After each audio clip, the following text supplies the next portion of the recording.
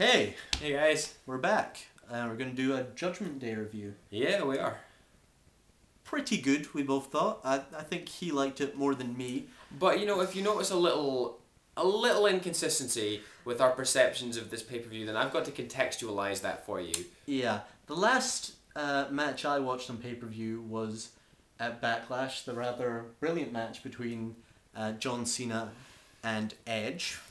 Because I had fucking exams, I missed that pay-per-view. So the last match that I watched on pay-per-view was Orton Triple H at WrestleMania. The rather less standout performance, By which you mean pretty much the most depressing main event of all time.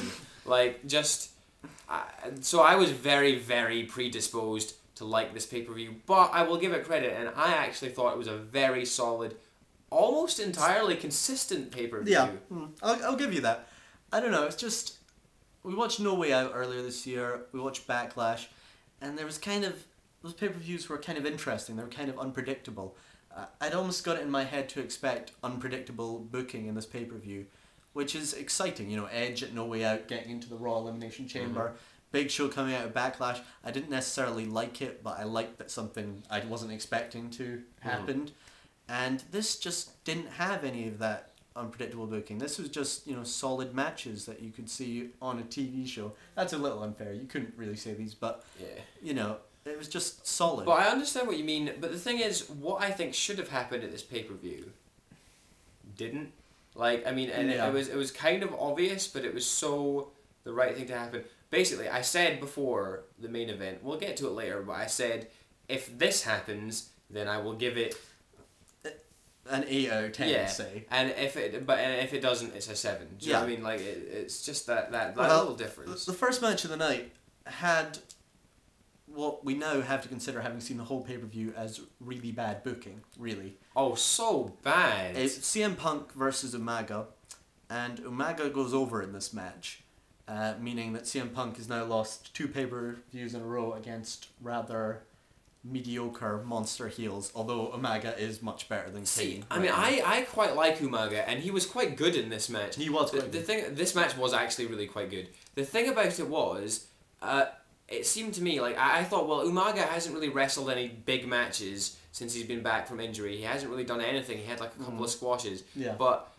Umaga, if Punk had gone over here, Umaga would have had nowhere to go. There'd been nothing for Umaga to do. So on that level, I see why he had to go over. And I just thought, you know, they've been bigging up it being in CM Punk's hometown, this pay-per-view, for weeks. Yeah. And it just seemed to me so obvious to have Umaga go over in this match. And then, as Calum pointed out, in a Bret Hart sort of style. And like WrestleMania 10, Bret Hart loses to Owen Hart and then goes on to beat Yokozuna for the World Heavyweight title.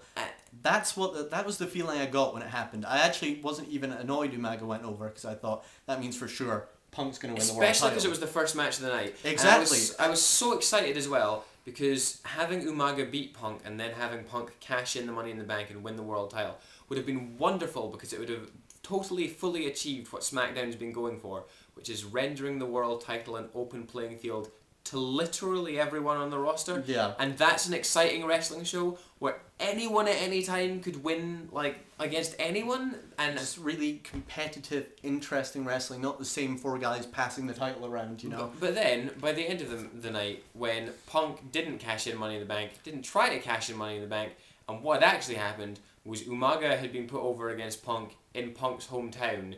Just was so shocking booking. Why would you book this match? Why would it ever happen? Absolutely no idea. With no explanation, because there's nobody to translate anything Umaga says. So like. Anyway, it was a fairly good match, right? It was a little bit boring at the start. Umaga dominated rather sort of systematically. Yeah. Like, he's supposed to be a feral character, as Bobby's saying, and he just used some, you know, like technical wrestling moves. Did you learn these technical wrestling moves in the wilderness in Samoa? I mean, like, it was just bizarre. The offense was largely good though, stiff, nice and stiff. Yeah, Punk came back into it and he delivered some absolutely beautiful kicks. In fact, I haven't seen Punk wrestle this good a match in a while, actually. I think Punk was exceptional in both selling and giving offense in this match. Which highlights that Umaga is the best big man they've had for quite a while. Yeah. And, you know, he goes on to lose. He had that very nice kind of bulldozer, like swing bottom slam that he does quite a lot, and it was nice. This finished with a small spike. You know, I'm not sure about it as a finishing move, but it does kind of make sense, you know, like logically, if you were to jam your thumb into someone's windpipe, they would probably go down for a 3 count. Yeah. And probably quite a lot longer. But, like, this match, we'll just finish up by saying it's nothing against the two guys in the match, that the match was wrong, the booking was wrong, the match was actually good. This was a very solid match, actually. Yeah. But just the wrong man went over. Then we had Christian Swagger. I never thought I'd have to say that a match involving Christian was the most disappointing of the night, but it really was. It wasn't the worst. It was the second worst, but it was not that good. It started off really nicely. Yeah, I thought it was. We both said that it was better than the first match they had. Not for the match at Backlash. There was some good. It was like cat and mouse. It was good. Like Christian was sort of playing the wily veteran, and while I didn't like the idea that Christian knew that Swagger was better than him, it made sense. You know, he was running away from Swagger and stuff, and there was some good moves at the start. Christian just lets you do more to him than any other wrestler lets you do. I've never seen anything like Christian just let Swagger just throw him into the ring post. Ram him into the ring post. Like, just really good stuff. It was really impressive. And the match, about 75% of the way through, just lost all of its direction. Yeah, it was one of those matches where you could see the wrestlers talking to each other a lot. They clearly just didn't really know what to do. They usually have good chemistry, but the chemistry just totally left them. And Christian was trying to do a lot of moves in the corner, but Swagger didn't know which one he was going for. The end was super sloppy. Yeah. Right, Swagger had gone for the grab of the tights before that to win the match, and the referee had seen him and all that. And at the end of the match, Christian wins with a rolling up and a grab of the tights. And again, it's very unusual for me to criticise Christian, but I'm not going to lie, it was blatant that Christian had totally forgotten that he was supposed to grab the tights. So he grabbed them in like the last millisecond of the count. And, you know, Matt Striker's trying to save this storyline and be like, oh, how can you say Christian can beat Jack Swagger? He couldn't win without cheating. Whereas it was such a short period of time that it would have made no difference to whether or not Swagger got pinned at all. I don't know, I just didn't like this at all. I just felt Christian... Why can't Christian just go over clean against Swagger? I don't think there's any... I think that probably will happen at the next pay-per-view, by the way. I think that's what they're leading up to. But like... It didn't make sense. Then we had something you don't really get to see very often on pay-per-view. We had John Morrison versus Shelton Benjamin.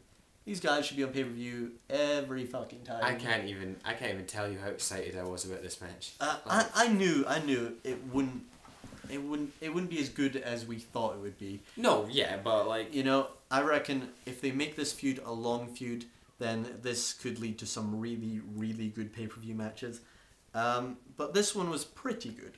This one was solid throughout, and it was weird. I don't really... The result's understandable, but not the most desirable. Yeah, Benjamin definitely should have gone over, I'd say here. I mean, that was the right decision to further this feud. I think this feud could easily elevate both guys' careers. I think this is definitely the right feud for both of them to be in. And, you know, if you're just going to have Morrison beat Benjamin, you know, and 3 times in a row, what's the point? The thing is, Benjamin was accompanied by Charlie Haas. So we thought, well, there was 2 outcomes that were going to happen. Either Benjamin was going to win with interference. Yeah, which was the right decision, I think. You know, a heel victory is a victory nonetheless. Or Morrison was going to win, and I reckon Shelton Benjamin was going to be relegated to tag team division. Which is a great thing for the tag division. Yeah, exactly. Morrison wins with the Starship Pain. You know, we hate the name of that move. We don't think it's a finisher. No. But it is lovely. It's lovely. Yeah. But good match. Great wrestlers. They had a good spot at the start where Morrison did a springboard 450. Unfortunately, just slightly botched. There's you know, with the match between Christian and Swagger before, there were a few slight botches as well. And here was another one. If that move had hit properly, in full effect, it would have been the move of the evening.